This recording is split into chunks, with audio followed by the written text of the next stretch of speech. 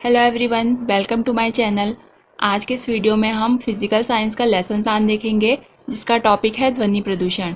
तो चलिए स्टार्ट करते हैं। इसमें सबसे पहले पाठ्य योजना संख्या लिखते हैं, फिर लिखते हैं विषय विज्ञान, उपविषय भौतिक विज्ञान, कक्षा 8, दिनांक। जिस भी दिन आप ये लेसन प्लान बना रहे होंगे आपको उस दिन की डेट लिखनी है। फिर वादन 3rd और समय अवधि 45 मिनट। उसके बाद प्रकरण लिखते हैं। तो प्रकरण यहाँ पर हमारा ध्वनि प्रदूषण है। फिर लिखते हैं विद्यालय का नाम। जिस भी स्कूल में आप टीचिंग करवा रहे होंगे आपको वहाँ का नाम लिखना है। फिर छात्राध्यापक या छात्राध्यापिका का नाम। उसके बाद आते हैं सामान्य उद्देश्य।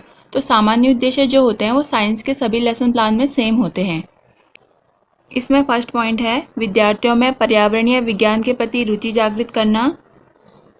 सेकंड पॉइंट है विद्यार्थियों में कल्पना शक्ति का विकास करना।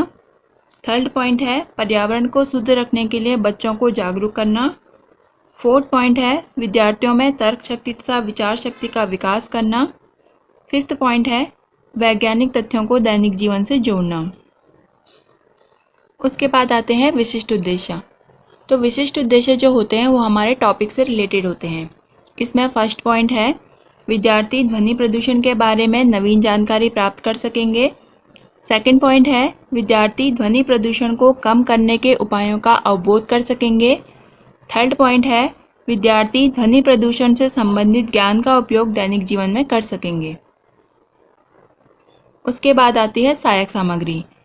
तो सहायक सामग्री में हम वो सब चीज़ें लिखते हैं जो हम टीचिंग करते हुए यूज़ करते हैं, जैसे शामपट, चौक, डस्टर, संकेतक, चार्ट आदि। उसके बाद आता है पूर्व ज्ञान। तो पूर्व ज्ञान में हम लिखेंगे विद्यार्थी ध्वनि के बारे में जानकारी रखते हैं। उसके बाद आते हैं प्रस्तावना प्रश्न। तो प्रस्तावना प्रश्न में आपको इस तरीके से एक टेबल बनानी है। एक तरफ लिखते हैं छात्राध्यापिका क्रिया और एक तरफ लिखते हैं छात्र क्रिया। यहाँ पर मैंने 4 प्रस्तावना प्रश्न लिए हैं। इसमें पहला प्रश्न है मनुष्य यात्रा के लिए किन साधनों का उपयोग करता है। तो छात्र उत्तर देंगे यात्रा के लिए कार, बस, साइकिल, ट्रेन, बाइक आदि का उपयोग करते हैं। दूसरा प्रश्न है बस या कार का ड्राइवर आगे चलने वाली गाड़ी से साइड मांगने के लिए क्या करता है। तो छात्र उत्तर देंगे ड्राइवर गाड़ी का हॉर्न बजाते हैं। तीसरा प्रश्न है हॉर्न के लगातार बजने से जिस प्रकार की ध्वनि सुनाई देती है इसे सुसर या शोर क्या कहते हैं। तो छात्र उत्तर देंगे हॉर्न की ध्वनियाँ कानों को अप्रिय लगती है जिसे शोर कहते हैं। चौथा प्रश्न है जिस स्थान पर ज़्यादा शोर हो वहाँ कौन सा प्रदूषण होगा। तो यह हमारा समस्यात्मक प्रश्न हो जाएगा।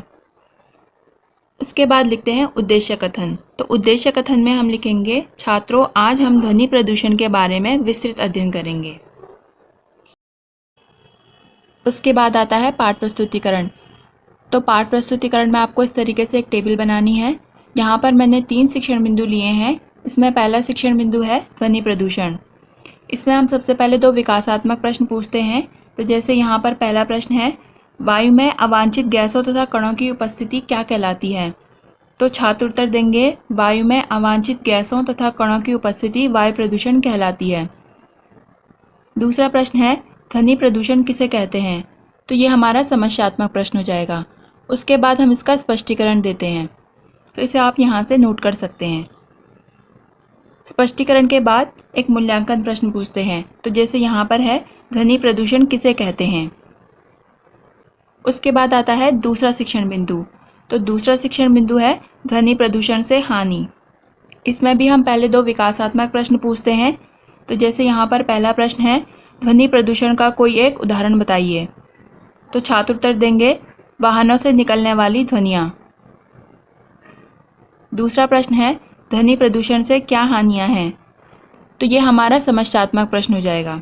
उसके बाद हम इसका स्पष्टीकरण देते हैं। तो स्पष्टीकरण को आप यहाँ से नोट कर सकते हैं। दूसरे शिक्षण बिंदु के स्पष्टीकरण के बाद फिर से एक मूल्यांकन प्रश्न पूछते हैं। तो जैसे यहाँ पर है ध्वनि प्रदूषण से किस ज्ञानेंद्रिय पर अधिक प्रभाव पड़ता है। उसके बाद आता है तीसरा शिक्षण बिंदु।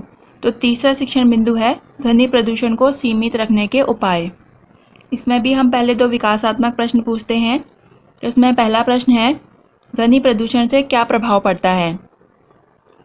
तो छात्र उत्तर देंगे, ध्वनि प्रदूषण से स्वास्थ्य संबंधी विकार हो जाते हैं।